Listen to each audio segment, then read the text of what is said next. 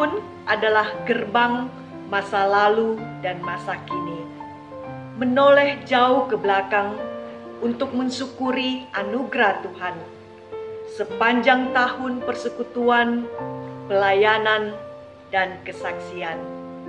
Kini melangkah maju, makin bijak, makin bersinar. Gereja Tuhan kan terus berlayar di lautan penuh gelombang dan batu karang. Siapakah nakodanya? Dialah Kristus Yesus. Dialah penuntunnya. Dia yang terus menyertai setiap derap langkah gerejanya.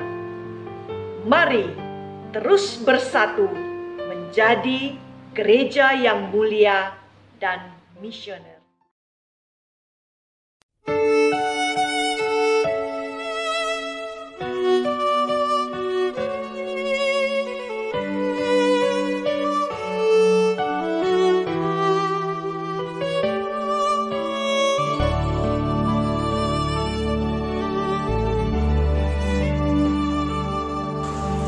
Kaulah Tuhanku, penuntun hidupku, di gunung, di lembah, menyertai selalu. Di lautan manusia, kau mengenaliku, janjimu tak berubah, berkarung di hidupku. Setiap langkahku ada anugerahmu, tangan kasih-Mu panduli hidupku. Setiap langkahku ada pengharapan, tangan kasih-Mu tuntun sepanjang hidupku.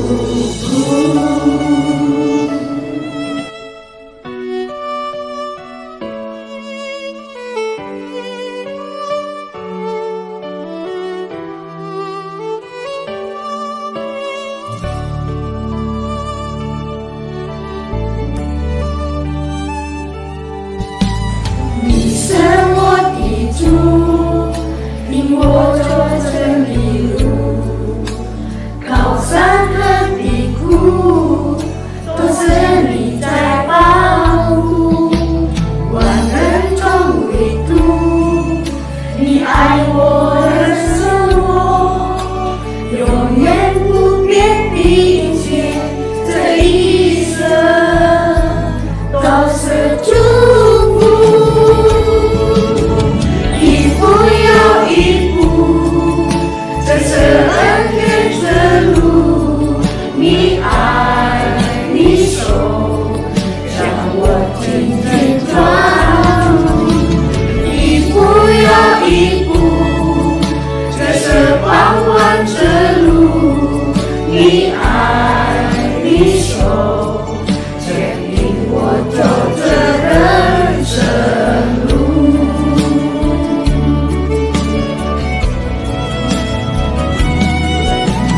Setiap langkahku ada anugerahmu, tangan kasih-Mu panduli hidupku. Setiap langkahku ada pengharapan, tangan kasih-Mu tuntun sepanjang hidupku. Tuntun sepanjang hidupku.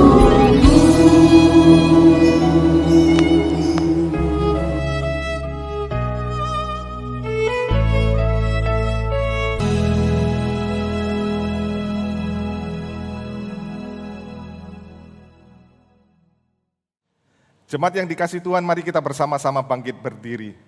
27 tahun Tuhan sudah menyertai kita, GKY Makassar. Tuhan sudah menyertai kehidupan kita, bagaimana di dalam setiap tantangan kehidupan. Tuhan terus-menerus yang menguatkan, yang menopang, yang memimpin. Karena itu mari kita bersama-sama memulai ibadah kita dengan satu kesadaran bahwa pertolongan kita adalah dalam nama Tuhan yang menjadikan langit dan bumi. Turunlah atas saudara-saudara sekalian anugerah dan damai sejahtera dari Allah Bapa dan dari Tuhan kita Yesus Kristus serta dalam persekutuan dengan Roh Kudus. Amin.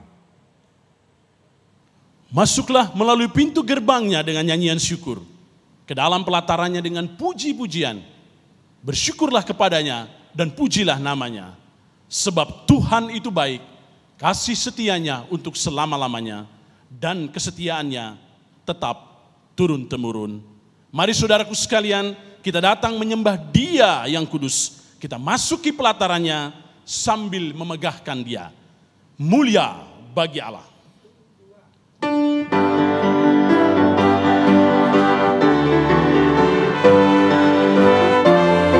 Mulia bagi Allah, kasih-Nya besar. Mulia bagi Allah, kasih-Nya besar.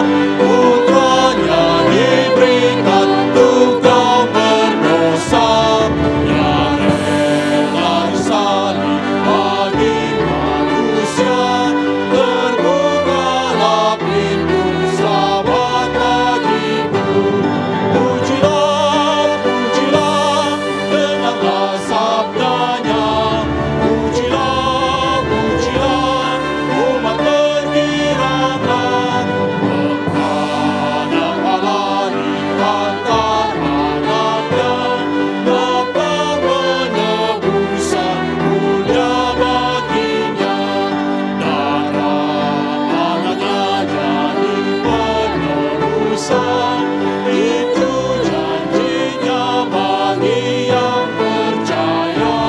Dan dosaku betapapun besarnya, yang menghapuskan, membasuh semuanya. Pujilah, pujilah, dengarlah sabdanya. Pujilah, pujilah, umat bergiranglah. Menghadap Allah di antara anaknya, dapat penebusan mulia baginya. Yang mengajarkanku kebenarannya, sungguh senang ku di dalam putranya. Baiknya yang ketiga. Yang mengajarkan kebenarannya, sungguh senang ku di dalam putranya. Aman sukacita tiada bandingnya, ketika aku melihat wajah. Pujilah, Pujilah, dengarlah sabdanya. Pujilah, pujilah, umat bergiranglah. Menghadap Allah di antara anaknya, dapat penebusan mulia baginya. sungguh besar Kau Allah. Cuma jiwaku pun memuji. Katakan sungguh besar Kau Allah. Sungguh besar Katakan sungguh besar Kau Allah. Kau Allahku. Maka jiwaku pun Maka jiwaku pun memuji-Mu. Engkau Tuhan. Sungguh besar Kau Allahku. Maka jiwaku pun Maka jiwaku pun memuji-Mu. Sungguh besar Kau Allahku. Maka jiwaku pun memuji-Mu. Sungguh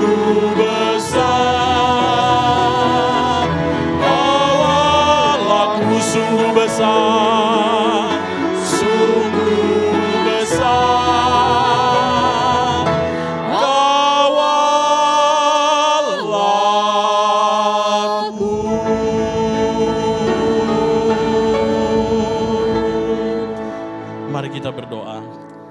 Allah Bapa yang baik, terima kasih atas undangan-Mu kepada kami semua Tuhan. Kami bersyukur Tuhan layakkan kami datang pada saat ini. Dalam sukacita dan syukur kami atas 27 tahun penyertaan Tuhan untuk GKI Makassar. Kami rindu Tuhan untuk memuji dan membesarkan nama-Mu. Biarlah hanya Engkau saja yang layak dipuji dan disembah sekarang dan selama-lamanya. Amin. Bapak Ibu, saya persilakan untuk duduk kembali. Saudaraku yang kekasih, melewati pekan yang lalu, dalam menjalani kehidupan ini, kita sudah begitu jauh dari Tuhan. Tutur kata, perbuatan, dan pikiran kita sudah mendukakan hatinya. Kini mari kita datang kepadanya dalam pengakuan dosa kita. Dengan penyesalan diri, kita melakukan pujian, dekat ke salib-Mu.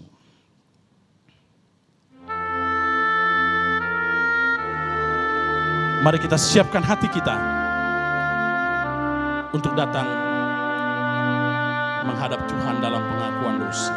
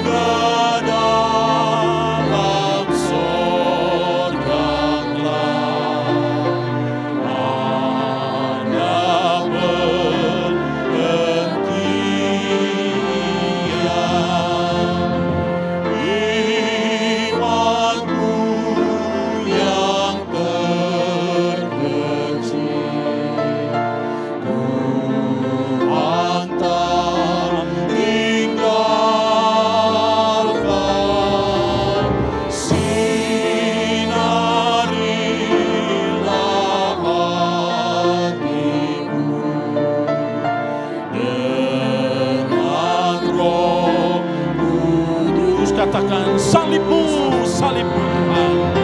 Salib-Mu, salib-Mu yang memuliakan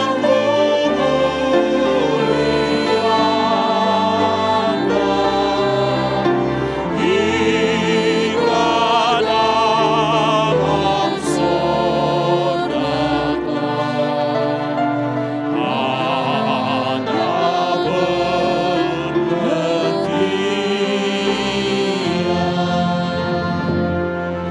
Bapak Ibu Saudara yang kasih, saya undang untuk berdiri.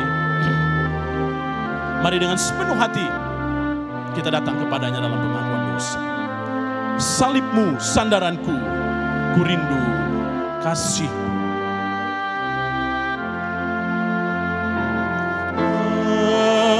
Salib-Mu sandaranku, ku rindu kasih-Mu selama aku hidup. Mau tanpa. Katakan salib-Mu, salib-Mu Tuhan. Salib-Mu, salib-Mu yang memuliakan hingga dalam sorga kelak.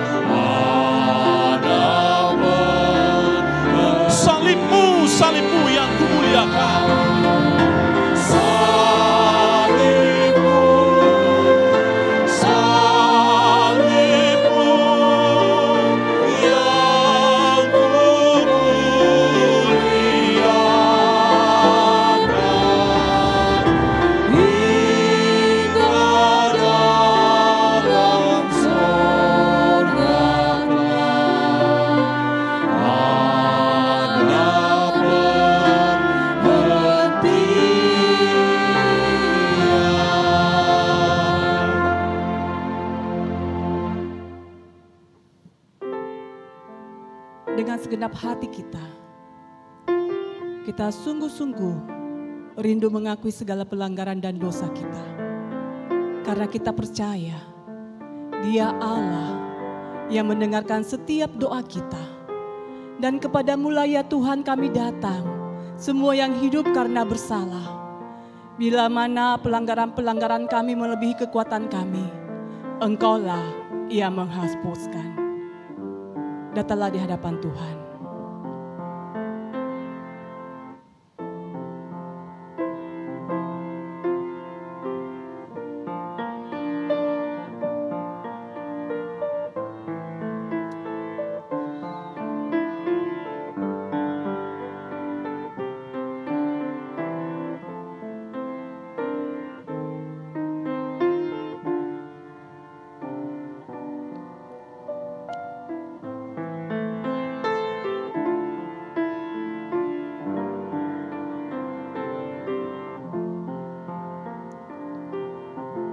Siapakah kami ini ya Tuhan sehingga kami sungguh layak berdiri di hadapan-Mu? Siapakah kami ini ya Tuhan sehingga Engkau mau mendengarkan seruan doa kami? Jujur Tuhan, kami menyadari siapakah diri kami. Kami adalah dari debu. Kami adalah orang-orang yang telah jatuh di dalam dosa. Tetapi Engkau Allah yang menciptakan kami segambar dan serupa wajah-Mu. Engkau mengasihi kami seperti Engkau mengasihi biji mata-Mu. Dan bahkan Engkau menjaga hidup kami. Sehingga rancangan-Mu adalah rancangan yang selalu mendatangkan kebaikan bagi setiap kami. Karena inilah Tuhan, kami menyadari diri kami siapa. Dan Engkau adalah Allah yang penuh kasih setia. Dan selalu memberikan pengampunan kepada setiap kami yang sungguh-sungguh datang di depan-Mu ya Tuhan untuk mengaku segala pelanggaran dan dosa-dosa kami. Tuhan, tiliklah hati kami. Sejauh mana kami mengaku dosa di hadapan-Mu. Dalam segala pelanggaran, perkataan-perkataan bahkan di dalam hati kami. Yang mungkin ada dosa yang tersimpan, kebencian, amarah, iri hati. Oh Tuhan, kasihanilah kami. Kami tidak mau terbelenggu di dalam dosa ini. Tetapi biarlah kami boleh mengaku di hadapan Engkau Allah yang Maha Kuasa. Yesus yang telah datang di atas kayu salib, datang ke dalam dunia, mati di atas kayu salib. Untuk memberikan pengampunan atas dosa-dosa kami. Sekali lagi Tuhan, kasihanilah kami, ampunilah kami orang yang berdosa ini. Dan di dalam kasih anugerah-Mu ya Tuhan, kami percaya bahwa Engkau mendengarkan seruan doa kami. Engkau memberikan pengampunan ketika kami sudah mengaku dosa di hadapan-Mu. Tolong kami Tuhan, sebagai anak-anak-Mu yang sudah diampuni segala dosa dan pelanggaran kami. Biarlah Allah Roh Kudus yang terus menuntun kami untuk hidup di dalam kekudusan yang Tuhan percayakan kepada kami. Dalam nama Tuhan kami Yesus Kristus Allah yang hidup, kami berdoa mengucap syukur untuk pemulihan, pengampunan yang Kau berikan bagi kami. Amin. Bersama-sama dengan seluruh umat di dunia, kita boleh bersama-sama mengakui pengakuan iman rasuli kita. Pengakuan iman rasuli. Aku percaya kepada Allah, Bapa yang Maha Kuasa, Khalik langit dan bumi, dan pada Yesus Kristus, anaknya yang tunggal Tuhan kita, yang dikandung dari Roh Kudus, lahir dari anak darah Maria, yang menderita sengsara di bawah pemerintahan Pontius Pilatus, disalibkan, mati dan dikuburkan, turun ke dalam kerajaan maut. Pada hari yang ketiga, bangkit pula dari antara orang mati, naik ke surga, duduk di sebelah kanan Allah, Bapa yang Maha Kuasa, dan dari sana Ia akan datang untuk menghakimi orang yang hidup dan yang mati. Aku percaya kepada Roh Kudus, gereja yang kudus dan am, persekutuan orang kudus, pengampunan dosa, kebangkitan tubuh, dan hidup yang kekal. Amin. Jemaat silakan duduk.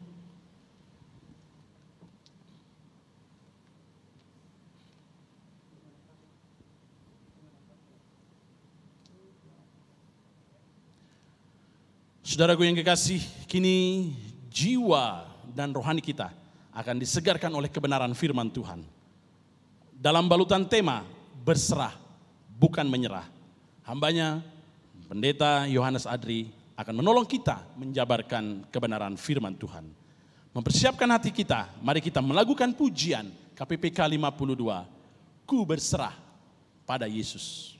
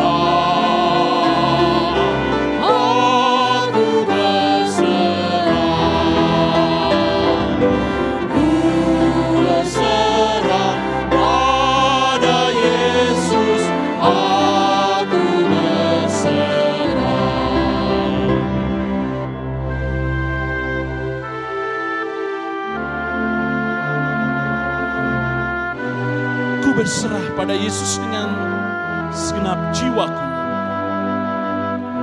Baitnya yang ketiga, kita nyanyikan, kita angkat satu nada.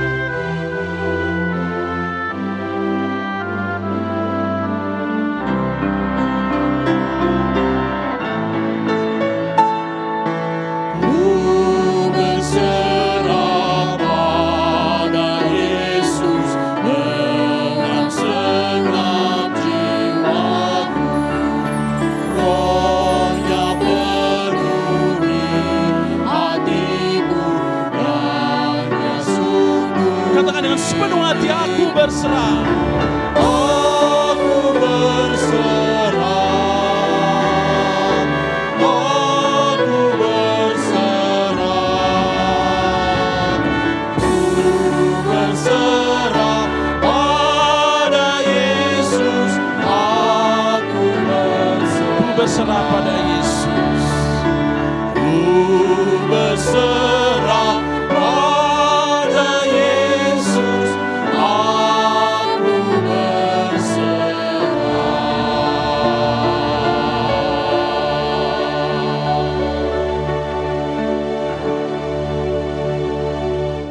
Shalom, salam sejahtera bagi semua jemaat GKY Makassar. Selamat hari Minggu. Mewakili Badan Pekerja Majelis Sinode Gereja Kristus Yesus, saya mengucapkan selamat ulang tahun yang ke-27 untuk GKY Makassar. Kiranya berkat dan anugerah Tuhan terus dicurahkan untuk gerejanya, sehingga gereja GKY Makassar boleh sungguh bertumbuh menjadi gereja yang memuliakan Tuhan dan menghadirkan berkat bagi banyak orang. Saya bersyukur pada hari ini diberi kesempatan untuk boleh men-sharingkan firman Tuhan, dan saya ingin untuk mengajak kita membuka firman Tuhan dari 2 Korintus pasal 1. 2 Korintus pasal 1 ayat yang ke-8 hingga ayat yang ke-11. 2 Korintus pasal 1 ayat yang ke-8 hingga yang ke-11, demikian firman Tuhan. Sebab kami mau, saudara-saudara, supaya kamu tahu akan penderitaan yang kami alami di Asia Kecil. Beban yang ditanggungkan atas kami adalah begitu besar dan begitu berat, sehingga kami telah putus asa juga akan hidup kami. Bahkan kami merasa seolah-olah kami telah dijatuhi hukuman mati. Tetapi hal itu terjadi supaya kami jangan menaruh kepercayaan pada diri kami sendiri, tetapi hanya pada Allah yang membangkitkan orang-orang mati. Dari kematian yang begitu ngeri, Ia telah dan akan menyelamatkan kami. Kepadanya kami menaruh pengharapan kami bahwa Ia akan menyelamatkan kami lagi, karena kamu juga turut membantu mendoakan kami, supaya banyak orang mengucap syukur atas karunia yang kami peroleh berkat banyaknya doa mereka untuk kami. Mari kita mempersiapkan hati kita. Sebelum kita merenungkan firman ini, mari kita masuk di dalam doa. Kami bersyukur ya Tuhan untuk kesempatan hari ini kami boleh beribadah bersama, sekalipun kami masih melaksanakan ibadah secara online. Tapi kami bersyukur di tengah-tengah masa yang sulit ini, Tuhan masih beri kesempatan untuk kami boleh bersama-sama beribadah. Dan kami bersyukur dalam ibadah ini, sekali lagi Tuhan mau untuk mengajar kami melalui firman-Mu. Kami berdoa kiranya kebenaran firman-Mu boleh menjadi pedoman untuk hidup kami sebagai jemaat-Mu, sebagai anak-anak-Mu, sebagai orang-orang yang Tuhan sudah selamatkan. Dan biarlah ini boleh menjadi kekuatan untuk kami khususnya di tengah-tengah masa yang sulit yang sedang kami hadapi saat ini. Berkatilah hamba-Mu pakai menjadi alat di tangan Tuhan. Berkati setiap kami untuk kami bisa berkonsentrasi dengan baik, mengerti apa yang Tuhan sampaikan pada kami, dan kami dengan pertolongan Tuhan dimampukan untuk mengaplikasikan firman itu dalam hidup kami. Di dalam nama Tuhan kami, Tuhan Yesus, kami berdoa dan kami bersyukur. Amin. Di perikop yang baru saja kita baca, khususnya di ayat yang ke-8, Paulus itu menceritakan satu kejadian yang terjadi dalam hidupnya, yang merupakan kejadian yang tidak menyenangkan, kejadian yang membawa penderitaan, membawa kesulitan. Tetapi Paulus itu tidak memberitahukan kepada kita apa yang sesungguhnya terjadi. Dia tidak menceritakan secara mendetail kejadian apa yang sebenarnya dia alami. Paulus itu cuma berkata begini, sebab kami mau saudara-saudara supaya kamu tahu akan penderitaan atau kesulitan atau kesukaran yang kami alami di Asia Kecil. Saudara, oleh sebab itu ada beberapa dugaan atau beberapa pendapat dari para ahli penafsir mengenai penderitaan atau kesulitan yang dihadapi Paulus ini. Ada yang berkata bahwa Paulus di sini berbicara mengenai tekanan psikologis yang dihadapi karena adanya relasi yang buruk antara Paulus dengan orang-orang yang ada di Korintus. Dan relasi yang buruk ini merupakan satu trauma besar, trauma berat bagi Paulus. Ada juga yang berpendapat bahwa Paulus di sini sedang berbicara mengenai suatu penyakit berat yang dia derita. Seperti halnya yang Paulus katakan di 2 Korintus pasal yang ke-12 mengenai duri dalam daging. Ada yang menduga ini adalah penyakit, satu penyakit yang dialami oleh Paulus. Pendapat yang lain adalah Paulus di sini sedang berbicara mengenai penganiayaan fisik. Penganiayaan fisik dalam bentuk mungkin dia dimasukkan ke dalam penjara atau dia mengalami kekerasan dari orang-orang yang tidak menyukai dia. Seperti halnya yang kita baca beberapa kali Paulus mengalami penderitaan atau penganiayaan fisik tercatat di kitab Kisah Para Rasul. Nah, setelah itu beberapa dugaan atau beberapa pendapat. Tetapi sesungguhnya natur penderitaan yang menimpa Paulus itu tetap merupakan misteri bagi kita nih. Saudara, kita hanya bisa berkata begini. Roh Kudus yang menginspirasikan Paulus di dalam hikmatnya memang tidak bertujuan untuk memberitahukan kepada kita dengan pasti apa yang sebenarnya terjadi dengan Paulus. Dan hal ini sesungguhnya adalah baik bagi kita. Bahkan ini adalah suatu anugerah bagi kita. Sehingga kita ini bisa belajar dari Paulus dan mengaplikasikan apa yang Paulus katakan di sini untuk berbagai-bagai penderitaan atau berbagai-bagai kesulitan atau bermacam-macam penderitaan, any affliction yang mungkin kita alami, bukan hanya satu macam atau satu jenis penderitaan atau kesulitan. Bukan juga yang seperti yang Paulus alami. tetapi teraplikasi untuk berbagai-bagai atau bermacam-macam penderitaan atau kesulitan. Termasuk tentunya adalah penderitaan atau kesulitan yang sekarang kita alami karena pandemi COVID-19 ini. Saya percaya banyak orang termasuk orang Kristen yang terkena dampak COVID-19 ini sehingga mengalami kesulitan, mengalami penderitaan, mungkin itu penderitaan fisik atau mungkin itu adalah kesulitan secara ekonomi, kesulitan di dalam hal studi, kesulitan dalam hal relasi dan sebagainya. Nah, bercermin dari apa yang Paulus katakan di dalam perikop ini, saya ingin mengajak kita untuk merenungkan dua hal. Hal yang pertama, kita belajar melalui perikop ini bahwa kesulitan atau penderitaan yang membawa tekanan besar itu bisa terjadi pada siapa saja di kalangan orang percaya. Kalau kita melihat perikop ini, apa yang Paulus tuliskan di sini, ini adalah kesulitan yang tampaknya memang membawa tekanan besar. Ini bukan kesulitan atau penderitaan biasa, bukan yang ringan. Saudara perhatikan Paulus itu berkata begini, beban yang ditanggungkan atas kami adalah begitu besar dan begitu berat, sehingga kami telah putus asa juga akan hidup kami. Jadi Paulus merasa bahwa ia menerima beban yang berat, sangat besar, yang melampaui kekuatannya. Saudara bisa bayangkan kalau misalnya saudara melihat misalnya seekor binatang yang biasa dipakai untuk membawa beban, apakah mungkin itu kuda atau mungkin onta atau mungkin lembu sapi dan sebagainya. Saudara bayangkan kalau binatang itu diberi beban yang sangat berlebihan sehingga kemudian binatang itu terjatuh dan sulit untuk bangun karena beratnya beban itu.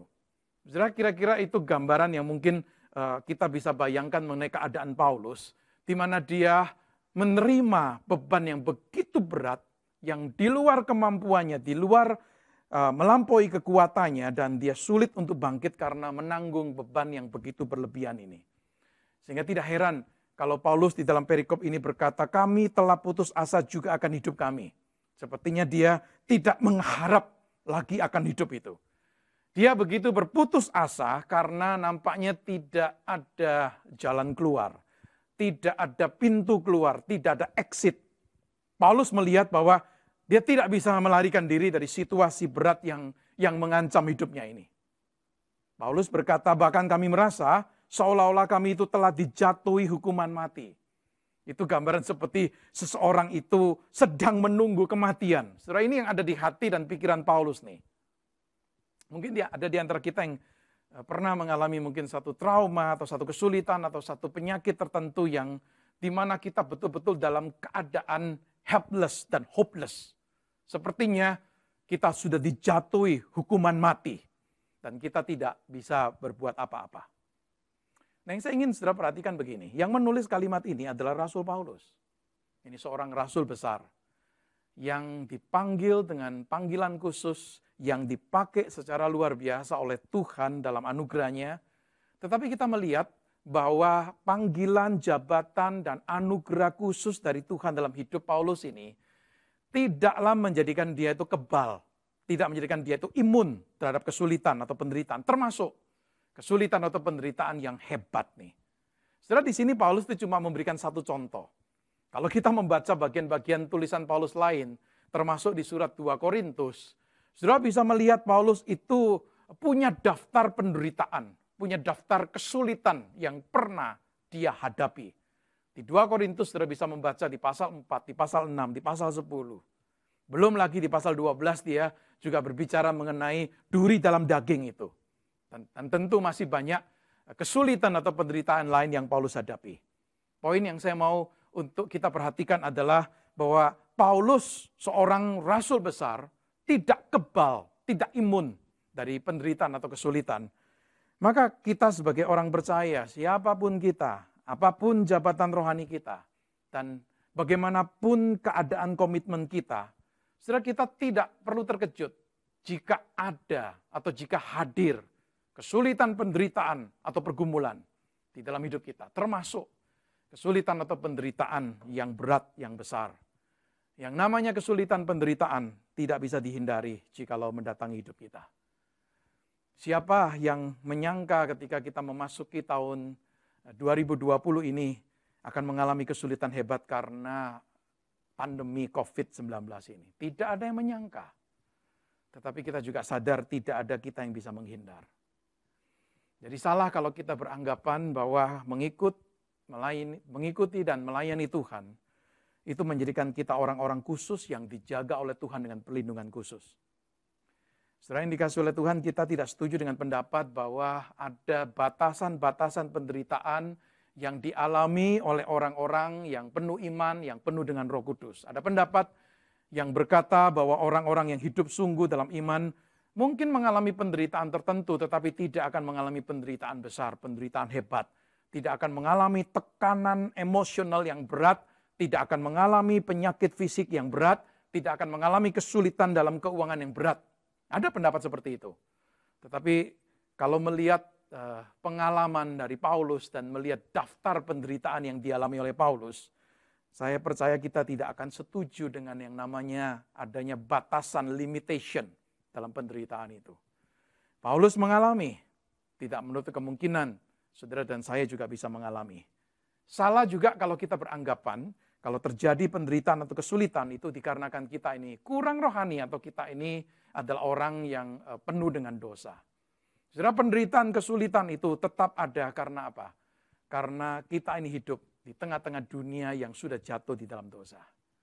Bukan hanya Rasul Paulus, bahkan Tuhan Yesus sendiri ketika berinkarnasi menjadi manusia dan menjalani hidupnya sebagai manusia, kita melihat dengan jelas sekali bahwa dia pun tidak pernah lepas dari kesulitan dan penderitaan. Jadi kesulitan atau penderitaan yang membawa tekanan besar, itu bisa terjadi pada siapapun di kalangan orang percaya. Hal yang kedua yang saya ingin untuk kita lihat dalam perikop ini adalah bahwa kesulitan atau penderitaan yang membawa tekanan besar ini bisa dan seharusnya dihadapi dengan sikap berserah kepada Allah. Kalau kita melihat di sini, saudara, kesulitan dan penderitaan dengan tekanan besar itu memang bisa membuat seseorang itu menyerah. Menyerah dengan keadaan karena sudah tidak kuat lagi. Menyerah dengan keadaan artinya berhenti, mundur, dan tidak mau maju lagi karena sudah putus asa dan sudah kehilangan semangat, sudah kehilangan gairah. Juga mungkin tidak mau pusing lagi. Saudara mungkin merasa bahwa situasi yang sedang saudara hadapi itu adalah masalah yang paling berat di antara masalah-masalah yang mungkin dihadapi oleh orang-orang lain. Sehingga bagi saudara mungkin tidak ada jalan lain selain hanya meninggalkan atau melarikan diri dari permasalahan, dari kesulitan itu tanpa penyelesaian. Saudara, itu sikap menyerah. Kalau membaca perikop kita hari ini ayat 8 dan 9. Kalau kita baca dua ayat ini tapi hanya berhenti di ayat 9 bagian A, bagian pertama, maka itu memang kita melihat Paulus sepertinya mau menyerah.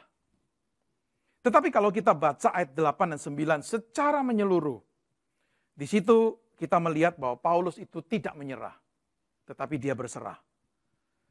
Berserah itu sesungguhnya lawan dari menyerah. Sifat dari berserah itu adalah kita tidak akan pasrah atau menyerah dengan kondisi apapun, atau tidak akan menyerah, atau tidak akan pasrah dengan siapapun yang ada di sekitar kita. Saudara, orang yang berserah adalah orang yang bisa bertahan dikarenakan percaya bahwa segala sesuatu itu terjadi, itu pasti ada tujuan dan pasti ada kebaikan di baliknya. Ingat Roma 8 ayat 28. Orang bisa bertahan dan tidak menyerah, tetapi berserah karena keyakinan seperti itu. Saudara, perhatikan apa yang Paulus katakan di ayat 9 bagian B. Tetapi hal itu terjadi supaya kami jangan menaruh kepercayaan pada diri kami sendiri, tetapi hanya kepada Allah yang membangkitkan orang-orang mati. Kalau di kalimat ini kita melihat sikap berserahnya Paulus dalam kesulitan, maka paling tidak kita melihat dua sisi dari sikap berserah. Ya, dua sisi ini seperti dua sisi dari satu koin atau satu uang logam yang sama. Dua sisi dari kebenaran yang satu, dan ini kebenaran yang tidak boleh terpisahkan, tidak boleh dipisahkan. Dua hal yang tidak terpisahkan di dalam sikap berserah. Yang pertama Paulus di sini mengatakan apa? Supaya kami jangan menaruh kepercayaan pada diri kami sendiri. Ini sisi pertama. Tidak menaruh kepercayaan pada diri sendiri. Paulus itu menyadari bahwa pengalaman penderitaan itu berisikan satu pelajaran yang penting bagi kehidupannya. Yakni membawa dia sampai kepada titik atau batas akhir dari dirinya sendiri. Paulus menyadari bahwa dia tidak bisa menaruh kepercayaan pada diri sendiri. Saudara, menaruh kepercayaan pada diri sendiri itu artinya merasa confidence dengan diri sendiri. Atau bergantung atau bersandar pada diri sendiri. Atau menaruh pengharapan pada diri sendiri. Di sini Paulus itu menyadari tidak ada human resources, tidak ada sumber-sumber daya dari dirinya sebagai manusia yang bisa menyelamatkannya ketika dia berhadapan dengan penderitaan yang hebat ini. Saudara, Paulus itu sesungguhnya adalah seorang yang pandai, seorang yang brilliant. Ada seorang berkata begini, kalau seandainya dia tidak jadi seorang Kristen, dan dia mengarahkan dirinya menjadi seorang filsuf, dia akan jadi seorang filsuf yang hebat. Nggak kalah dengan filsuf-filsuf hebat lainnya. Allah memberikan kelimpahan intelektualitas yang hebat pada Paulus. Allah juga memberikan pewahyuan-pewahyuan yang khusus bagi Paulus. Yang Paulus tidak diizinkan untuk menceritakan semuanya pada orang lain. Tetapi kita melihat di sini, Allah itu tidak mengizinkan Paulus itu untuk bergantung pada intelektualitasnya, untuk bergantung pada kepandaiannya, atau bergantung pada pengalamannya. Saudara, Paulus perlu belajar kebenaran ini untuk tidak menaruh kepercayaan pada diri sendiri. Melalui kesulitan, melalui penderitaan yang Tuhan izinkan hadir di dalam hidupnya. Saudara, berserah itu artinya apa? Menyadari bahwa bukan diri kita yang memegang kontrol. Bukan diri kita yang memegang kuasa. Bukan diri kita yang paling pintar, yang paling bijaksana. Saudara, sikap seperti ini, jujur aja bukan sesuatu yang mudah. Ini bukan sesuatu yang alamiah bagi kita. Saudara, kita hidup di tengah-tengah dunia di mana banyak orang itu sangat meninggikan independensi. Sangat meninggikan ketergantungan pada diri sendiri. Ada orang-orang yang bisa dengan berani berkata, aku adalah tuan atas nasibku. Ada orang-orang yang bisa berkata bahwa aku adalah kapten atas jiwaku. Ini moto-moto seperti ini di masyarakat kita. Itu terlihat dan ada dan terdengar. Dan karena keberdosaan kita ini gampang sekali juga jatuh ke dalam pola berpikir dari orang-orang dunia ini. Saudara, kita ini bisa sangat bergantung kepada kepandaian kita, termasuk mungkin juga pengetahuan kita akan Alkitab. Kita bergantung kepada mungkin bisnis kita, pekerjaan kita. Mungkin kita bergantung kepada pengalaman kita. Bahkan kita bergantung kepada kebaikan moralitas kita. Bahkan mungkin kita ini bisa berkata begini kepada Tuhan. Tuhan, aku ini lebih capable, lebih mampu loh daripada engkau dalam menyelesaikan tugas ini. Tuhan, aku ini lebih berhikmat daripada engkau di dalam memikirkan apa yang harus dilakukan. Tuhan, aku ini lebih mahir, lebih ahli daripada engkau di dalam memilih opsi-opsi apa atau jalan-jalan apa yang harus diikuti. Tuhan, aku ini lebih layak untuk mendapatkan kredit dan pujian karena keberhasilan di dalam pelayanan ini. Saudara, dikasih oleh Tuhan, kalau kita ini meyakini kehebatan diri sendiri, maka sulit sekali untuk kita itu bisa berserah kepada Tuhan. Pandemi COVID-19 ini paling tidak mengingatkan kepada kita satu kebenaran penting. Bahwa life is unpredictable. Kehidupan itu nggak bisa diprediksi. Nggak ada satupun dari kita yang menduga, yang menyangka virus yang kecil ini bisa menggoncangkan seluruh dunia. Life is unpredictable. Mengingatkan kepada kita bahwa masa depan atau hari esok itu bukan di tangan kita yang bisa mengatur. Bukan di tangan kita yang bisa mengontrol. Bukan di tangan kita yang bisa menjaminnya. Tidak ada dari kita yang bisa punya jaminan itu. Menunjukkan dengan jelas sekali keterbatasan diri kita sebagai manusia. Maka tepatlah apa yang dikatakan oleh Paulus di sini. Kesulitan penderitaan itu diizinkan untuk mengajar kita untuk tidak menaruh kepercayaan total pada diri sendiri. Itu sisi pertama. Sisi yang kedua, Paulus berkata, tetapi menaruh kepercayaan hanya kepada Allah. Allah yang membangkitkan orang-orang mati.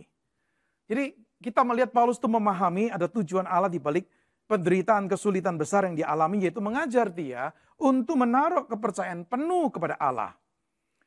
Paulus tidak punya tempat lain untuk dia berpaling kecuali kepada Allah. Jadi Allah memakai ini, kesulitan penderitaan ini, mengajari Paulus pelajaran penting ini. Maka di sini Paulus mengajak kita untuk trusting God. Untuk bukan sekedar percaya pada Allah, tetapi mempercayai Allah. Trust God. Saudara, ketergantungan kepada Allah seperti ini sesuatu yang sangat penting. Tetapi sekali lagi sama seperti sisi pertama tadi, itu bukan sesuatu yang mudah, bukan sesuatu yang alamiah bagi kita. Saudara, bagi saya menarik sekali ketika saya melihat Paulus ini perlu belajar pelajaran ini. Untuk tidak menaruh kepercayaan pada diri, tetapi menaruh kepercayaan pada Allah. Padahal Paulus itu sudah beberapa tahun mengikuti dan melayani Tuhan. Sudah pernah melihat Kristus yang bangkit dalam perjalanan menuju ke Damsyik. Paulus pernah dibawa ke surga tingkat 3. Paulus pernah melihat mujizat-mujizat yang terjadi. Dan bahkan di dalam pelayanan pemberitaan Injilnya pun juga disertai dengan banyak tanda, banyak mujizat. Tetapi di sini Paulus tetap perlu belajar sekalipun dia itu sudah punya pengalaman dan punya pengetahuan yang luar biasa tentang siapa Allah itu. Dia masih perlu terus belajar apa artinya bergantung pada Tuhan dan bukan pada dirinya. Jadi ini pelajaran yang Paulus harus pelajari, saya percaya seumur hidup. Paulus tidak menceritakan detail penderitaan atau kesulitan yang dia alami. Saya percaya salah satu tujuannya lah karena Paulus tidak ingin kita fokusnya cuma ke penderitaannya, fokusnya cuma ke kesulitannya. Tetapi Paulus ingin melalui apa yang dia katakan di sini, ingin menggarisbawahi betapa hebatnya tindakan penyelamatan Allah itu. Yang Paulus ingin untuk kita lihat itu bukan di penderitaan atau kesulitannya.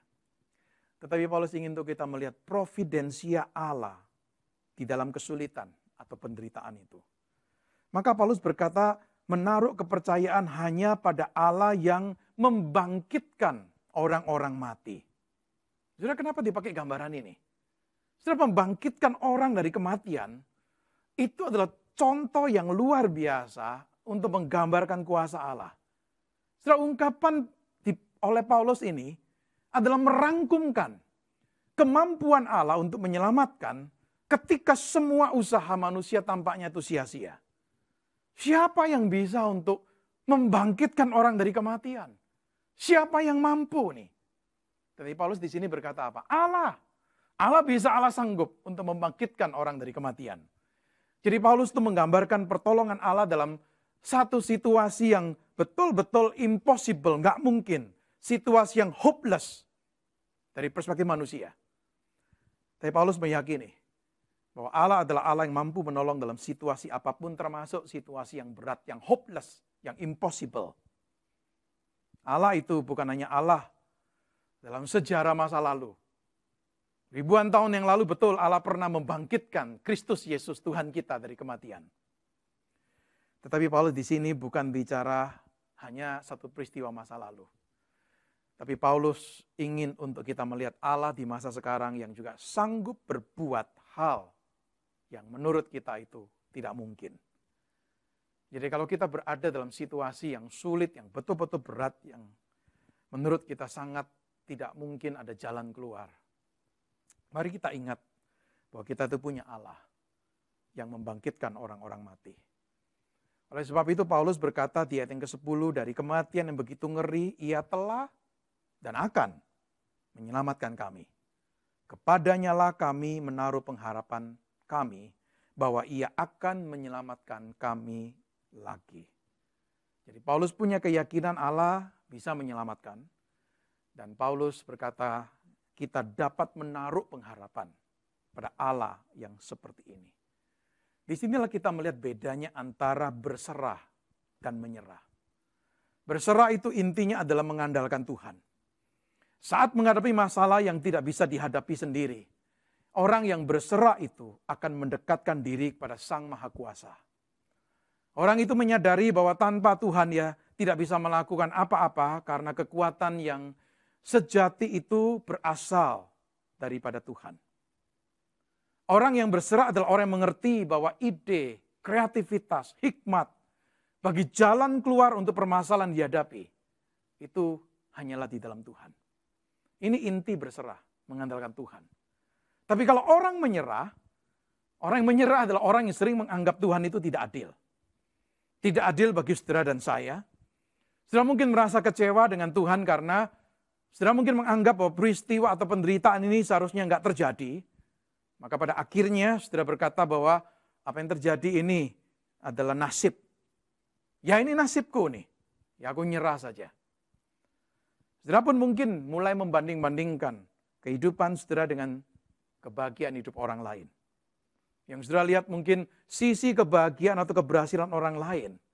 Tetapi kita tidak mau melihat proses hidup yang Tuhan bentuk untuk orang-orang itu. Sehingga mereka bisa mengalami kebahagiaan itu. Proses kehidupan yang mungkin berat, yang mungkin sulit. Yang Tuhan juga izinkan mereka alami. Dan mereka lewati itu. Sehingga sekarang mereka bisa menikmati kebahagiaan atau keberhasilan mereka. Tapi kita nggak melihat proses itu. Kita cuma melihat keberhasilan, kemenangan mereka, kebahagiaan mereka. Dan kita kemudian menjadi jengkel, menjadi iri karena merasa kok Tuhan tidak adil. Dan tidak memberikan itu kepadaku. Dan akibatnya kita menyerah saja deh. Ngapain meneruskan ini? Saudara, ini bedanya antara berserah dan menyerah. Saudara, berbicara tentang berserah kepada Tuhan, satu poin lagi yang perlu untuk kita renungkan adalah begini. Berserah dengan menaruh kepercayaan pada Tuhan, itu bukan berarti meyakini pasti atau harus ada kelepasan atau keselamatan dari Tuhan untuk kesulitan yang dihadapi. Artinya saudara, berserah itu bukan memaksa Allah untuk memberikan kelepasan. Saudara, kelepasan itu bisa terjadi, tetapi kelepasan juga bisa tidak terjadi.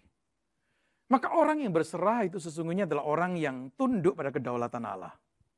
Berserah kepada Allah itu juga mempercayai, kalaupun tidak ada jalan keluar, tidak ada kelepasan, tidak ada keselamatan dari Allah, tetap bisa mempercayai ada tujuan atau rancangan yang Allah mau genapkan. Selain itu, saudara, berserah pada Allah itu mempercayai bahwa sekalipun mungkin tidak ada kelepasan keselamatan, tetapi Dia tidak meninggalkan. Kita tidak dibiarkan sendiri. Saudara yang dikasihi oleh Tuhan, kita tadi membaca 2 Korintus 1 ayat 8 sampai ayat 11. Kalau saudara ada waktu, saudara bisa baca mulai dari ayat yang ketiga. Saya ingin bacakan ayat ketiga dan ayat yang keempat, bagian A. 2 Korintus 1 ayat yang ketiga dan keempat. Terpujilah Allah Bapa Tuhan kita Yesus Kristus, Bapa yang penuh belas kasihan dan Allah sumber segala penghiburan, yang menghibur kami dalam segala penderitaan kami. Saudara perhatikan, Paulus itu meyakini kita punya Bapa yang penuh belas kasihan. Sehingga tidak mungkin ia tidak berbelas kasihan. Dan Allah ini juga disebut sebagai sumber penghiburan. Tidak mungkin tidak ada penghiburan darinya. Dan Paulus mengatakan apa di ayat yang keempat? Yang menghibur kami dalam segala penderitaan kami. Paulus tidak berkata begini, yang melepaskan kami dari segala penderitaan kami. Paulus tidak berkata yang menyelamatkan kami dari segala penderitaan kami. Tidak. Yang Paulus katakan adalah yang menghibur kami dalam segala penderitaan kami. Jadi yang dialami Paulus bukan kelepasan. Tapi yang dialami oleh Paulus adalah kehadiran Allah yang memberikan kekuatan dan penghiburan di dalam penderitaannya.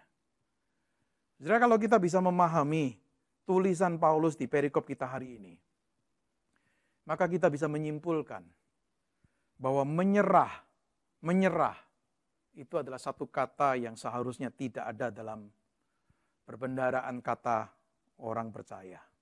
Kenapa? Karena kita orang percaya adalah orang yang meyakini, mempercayai Tuhan adalah Tuhan yang maha kuasa, Dan Dia adalah Bapa yang mengasihi anak-anaknya. Dengan demikian sekalipun hidup di dunia ini bisa menjadi sangat berat karena satu dan lain hal, orang yang percaya, orang yang beriman bisa tetap teguh karena mereka bisa berserah, dalam arti bisa menyerahkan diri kepada Tuhan dan bukan menyerah kepada keadaan.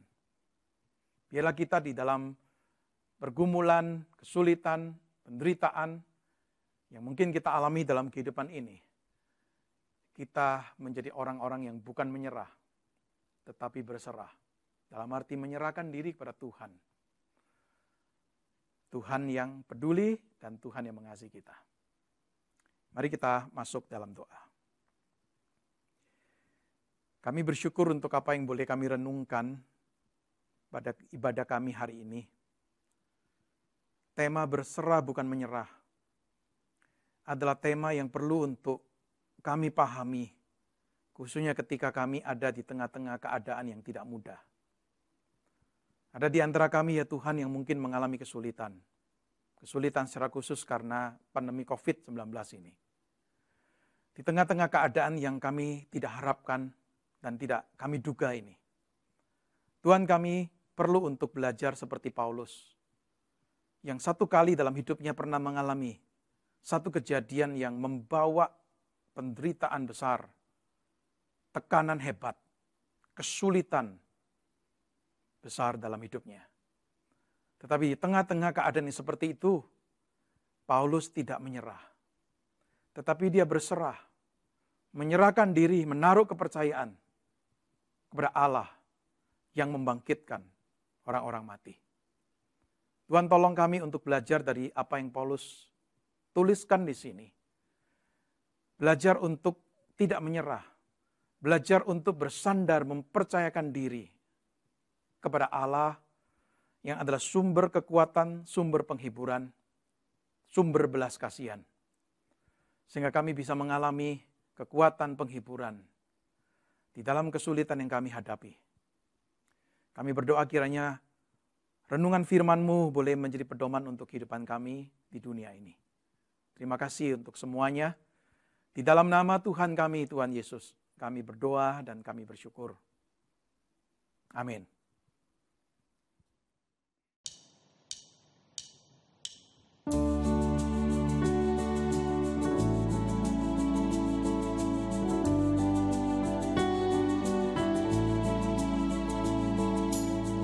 I come before you today,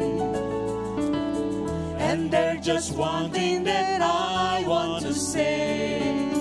Thank you, Lord. Thank you, Lord, for all you've given to me, for all the blessings that I cannot see. Thank you, Lord. Thank you, Lord.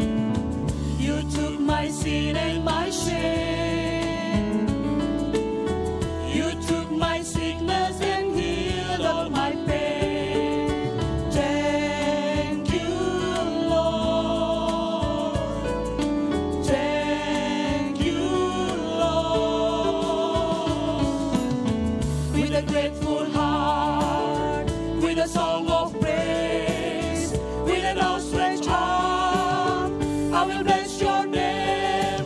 Thank you, Lord. I just wanna thank you, Lord. Thank you, Lord. I just wanna thank you, Lord. Thank you, Lord. I just wanna thank you, Lord. Thank you, Lord. I just wanna thank you, Lord. Thank you, Lord.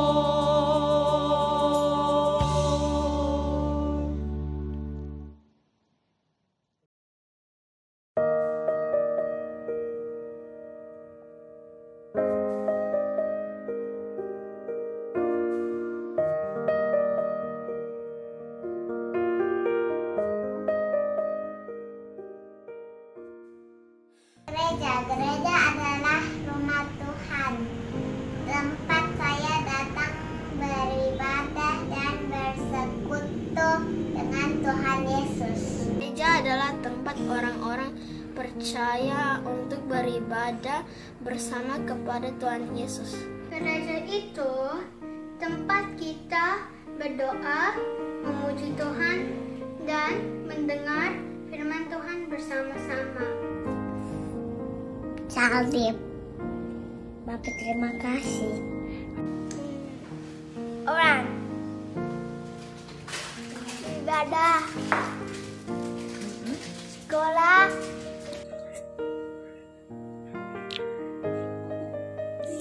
gereja itu tempat untuk bertemu Tuhan Yesus. Sekolah minggu sama ibadah sama firman Tuhan, berdoa. Menurut saya gereja itu tempat orang-orang memuji Tuhan, berdoa dan mendengarkan firman Tuhan. Buat Jack, gereja itu tempat untuk mendengarkan firman Tuhan, beribadah, memberikan persembahan dan bertemu dengan dosa dan teman-teman lagi. Gereja adalah tempat yang kita gunakan untuk beribadah, berdoa kepada Tuhan dan memuji nama Tuhan. Tempat ibadah.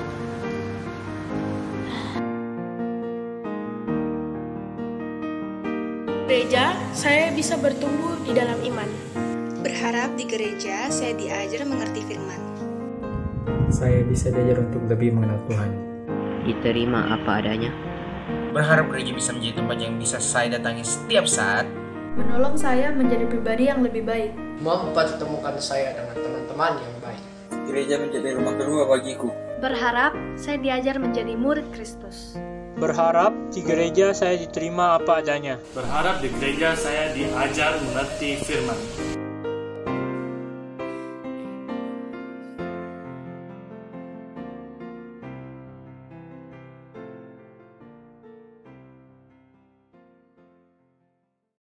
Berserah bukan menyerah. Pertama-tama, terima kasih kepada Allah Tritunggal yang sudah menyertai dan memberkati GKY Makassar yang tahun ini genap berumur 27 tahun. Kalau melihat kembali ke belakang, penyertaannya sungguh nyata. Tahun demi tahun, majelis berganti, para rohaniwan berganti, jemaat datang, dan sebagian ada yang sudah pergi. Namun kasih setianya bagi gerejanya tidak berubah. Memasuki tahun 2020, tidak ada seorang pun yang menyangka bahwa pandemik akan terjadi.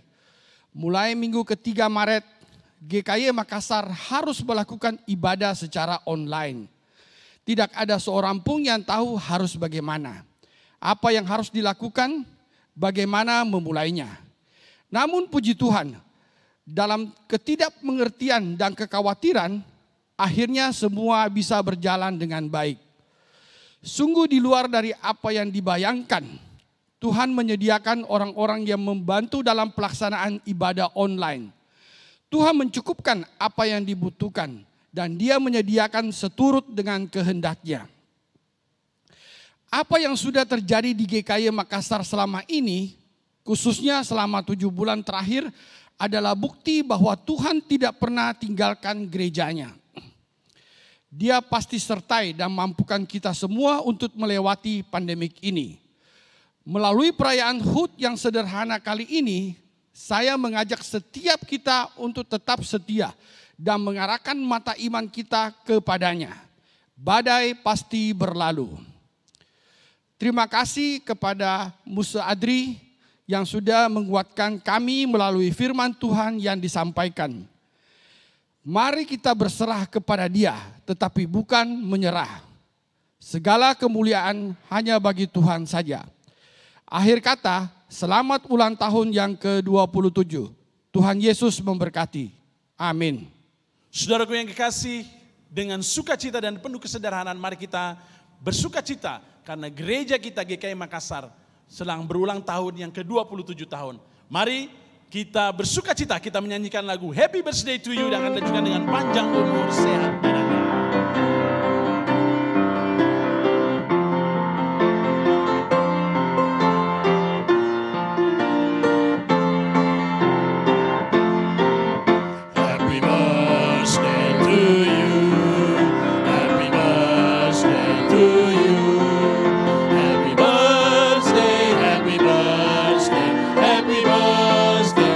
Birthday to you. Happy birthday to you. Happy birthday to you. Happy birthday, happy birthday, happy birthday. Panjang umurnya, sehat badannya. Panjang umurnya, sehat badannya. Kuat imannya di dalam Tuhan, di dalam Tuhan, di dalam. Panjang umurnya, sehat badannya. Panjang umurnya, sehat badannya. Kuat imannya di dalam Tuhan, di dalam Tuhan, di dalam Tuhan. Bapak Ibu Saudara yang kekasih, mari kita bersama meniup lilin yang saat ini ada di depan Bapak Ibu sekalian. 1, 2, 3. Mari kita beri kemuliaan bagi Tuhan dan sukacita atas 27 tahun penyertaan Tuhan untuk GKY Makassar. Wakili segenap jemaat paropo, kami dalam pengurus mengucapkan selamat ulang tahun GKY Makassar. Terus menjaga jiwa, terus memuridkan. Happy birthday. Mari bersama-sama kita berdoa jemaat yang dikasihi Tuhan. Terlalu banyak Tuhan. Terlalu banyak yang sudah Kau kerjakan bagi kami umat-Mu GKY Makassar. Terlalu besar anugerah-Mu yang sudah Engkau limpahkan bagi kami jemaat-Mu GKY Makassar Tuhan. Sungguh hati kami dipenuhi dengan ucapan syukur. Dan biarlah Tuhan ketika kami boleh melihat kebaikan-Mu yang begitu besar, begitu ajaib itu, kami terus semakin dikuatkan iman kami. Sebagai umat-Mu kami percaya bahwa Engkau Tuhan yang memimpin, yang menyertai kehidupan kami dan tidak pernah meninggalkan kami. Karena itu pimpin kami di dalam perjalanan kami, di dalam masa depan kami. Biarlah Engkau yang terus menyertai Tuhan. Biarlah Engkau Tuhan yang bekerja melalui kami umat-Mu yaitu GKY Makassar ini. Pimpin kami untuk semakin bertumbuh di dalam iman kami. Pimpin dan pakai kami untuk boleh mengerjakan pekerjaan-pekerjaan-Mu yang indah, sehingga nama-Mu boleh dipermuliakan. Dan Tuhan, sungguh inilah kami, pakai kami Tuhan. Kami mengucap syukur Tuhan, mengucap syukur untuk kebaikan-Mu yang begitu dahsyat yang kami boleh rasakan selama 27 tahun. Di dalam setiap tantangan zaman, kami boleh tetap berdiri teguh, bukan karena kekuatan kami, tetapi karena anugerah-Mu semata. Kami berdoa, mengucap syukur, meninggikan namamu. Di dalam namamu Tuhan kami, Yesus Kristus. Amin. Jemaat yang dikasihi Tuhan, ada beberapa warta yang perlu kita perhatikan. Tapi sebelumnya saya ingin mengucapkan selamat HUT yang ke-27 bagi kita semua, umat Tuhan yang terhisap di dalam GKY Makassar. Biarlah semangat HUT ke-27 ini terus menguatkan dan memimpin kita untuk semakin bertumbuh di dalam iman kita dan hidup kita semakin hari semakin serupa dengan Tuhan. Untuk kebaktian umum bulan November, Bapak Ibu yang dikasihi Tuhan, kita akan mengadakan kebaktian umum kalau biasanya setiap minggu kita lakukan itu secara streaming. Tetapi mulai minggu depan, 1 November, kita akan mengadakan secara live streaming. Jadi nanti kita akan mengadakan kebaktian sebagian dari pelayan-pelayan di hari Minggu dan akan dilakukan secara live streaming sehingga di rumah kita bisa menikmati ibadah secara langsung bukan melalui rekaman. Karena itu kami sangat-sangat merindukan untuk kita boleh mengikuti ibadah sesuai dengan waktunya, yaitu pukul 7.30 kebaktian umum 1 dan 10 pagi Redeemer Service. Untuk kebaktian doa, jemaat diundang berdoa bersama dalam kebaktian doa yang akan juga kita adakan secara live streaming di channel YouTube GKY Makassar pukul 19.30 sampai pukul 20 WITA pada hari Rabu 28 Oktober 2020. Hari ini kita akan mengadakan rapat pleno majelis pukul 1 siang. Kami mengundang rekan-rekan majelis untuk dapat menghadiri rapat majelis ini di ruang serbaguna. Tentang perjamuan kudus, GKY Makassar akan mengadakan perjamuan kudus secara live streaming minggu depan 1 November. Jadi 1 November minggu depan kita akan mengadakan perjamuan kudus. Kita sudah melakukannya di bulan Oktober, kita akan melakukan lagi di dalam bulan November di tanggal 1. Karena itu jemaat yang dikasihi Tuhan, kami sangat mengharapkan jemaat dapat segera mendaftarkan diri di tata usaha. Roti dan anggur dapat diambil di depan ruang serbaguna pada hari Kamis sampai Sabtu tanggal 29 sampai 31 Oktober dan tolong perhatikan jamnya yaitu jam 1 siang sampai jam 7 malam. Untuk hal-hal yang lebih detail jemaat dapat melihat melalui e-warta. Dan yang perlu jemaat ketahui bahwa kita akan melakukan perjamuan kudus sekali lagi itu pukul 7.30. Jadi setelah pukul 7.30 itu bagian perjamuan kudus akan dipotong dan dihilangkan. Demikian juga nanti pukul 10 kita akan kebaktian perjamuan kudus dan setelah kebaktian pukul 10 itu bagian perjamuan kudus akan dihilangkan. Karena itu kami sangat mengharapkan jemaat dapat memperhatikan dan mengikuti perjamuan kudus pada pukul 7.30 dan pukul 10 pagi.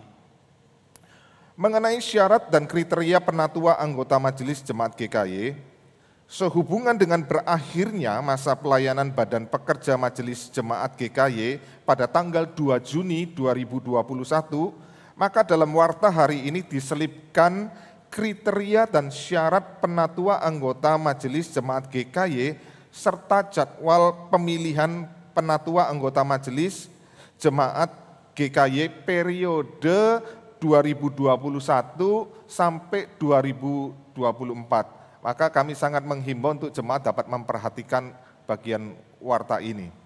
Waktu selanjutnya saya serahkan kepada pemimpin pujian untuk dapat memimpin pujian dan persembahan. Saudaraku kasih, dalam sukacita atas penyertaan Tuhan buat gerejanya di sini.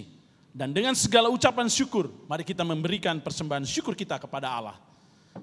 Saudaraku dapat memberikan persembahan syukur dengan men-scan barcode yang ada di layar komputer atau monitor saudara-saudara sekalian. Pujian bagi Yesus Tuhanku.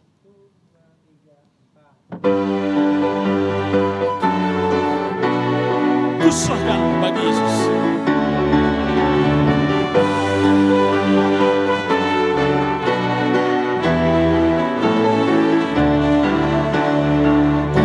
Serahkan bagi Yesus semua yang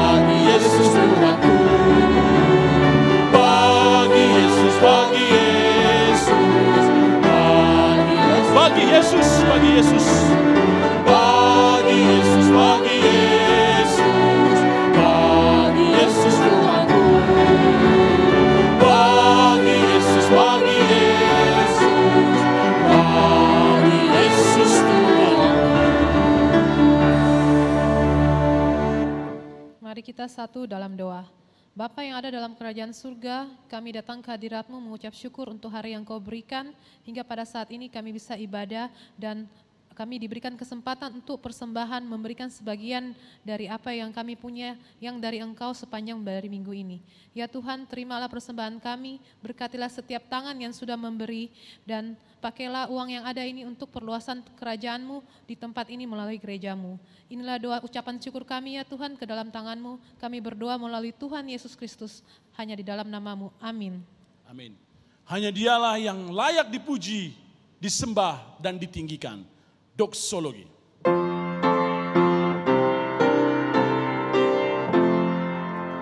Puji Allah Bapa Putra, puji Allah Roh Kudus, ketiganya yang esa. Pohon selamat sumber berkat.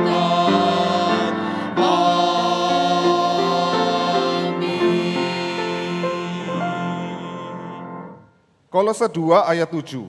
Hendaklah kamu berakar di dalam Dia dan dibangun di atas Dia. Hendaklah kamu bertambah teguh dalam iman yang telah diajarkan kepadamu, dan hendaklah hatimu melimpah dengan syukur. Jemaat yang dikasihi Tuhan, terimalah berkat dari Allah Tritunggal. Kasih yang begitu besar dari Allah Bapa, anugerah yang begitu ajaib dari Tuhan kita Yesus Kristus, persekutuan, pimpinan dan penyertaan dari Roh Kudus menyertai saudara-saudara sekalian dimanapun engkau berada, di dalam setiap kehidupan yang kita jalani, di dalam pimpinan, di dalam penyertaan Tuhan dari sekarang sampai selama-lamanya. Amin.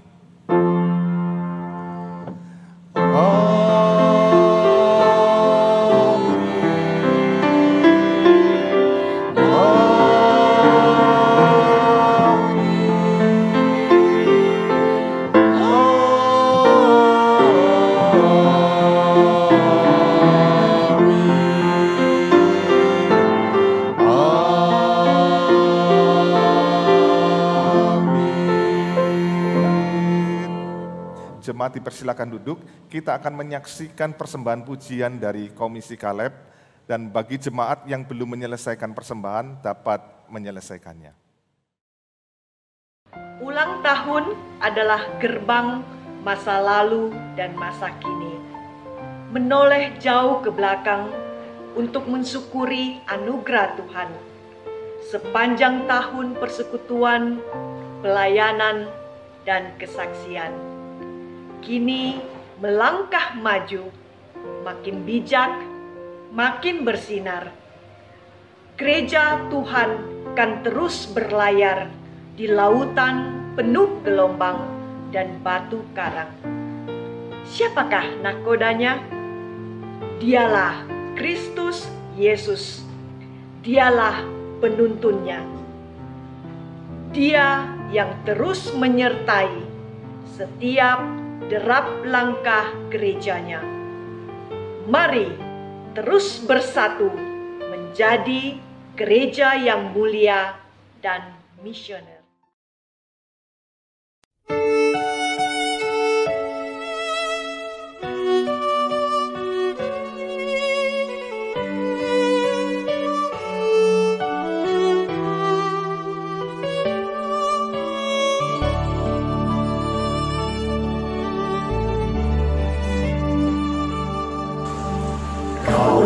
Tuhanku, penuntun hidupku, di gunung, di lembah, menyertai selalu.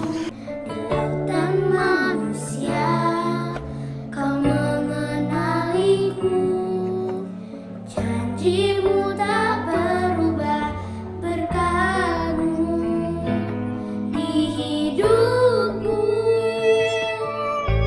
Setiap langkahku ada anugerah-Mu, tangan kasih-Mu pandui hidupku. Setiap langkah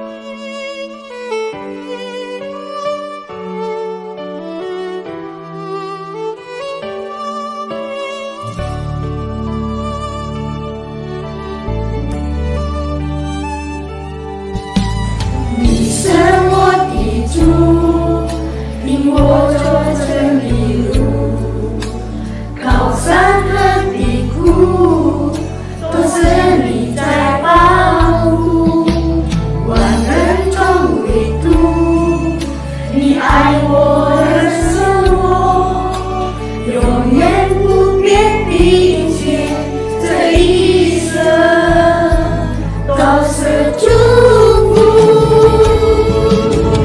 Ibu ya ibu, terserangkan selu mi ai ni so, Jawa cinta. Ibu ya ibu, tersepawan selu mi ai ni so.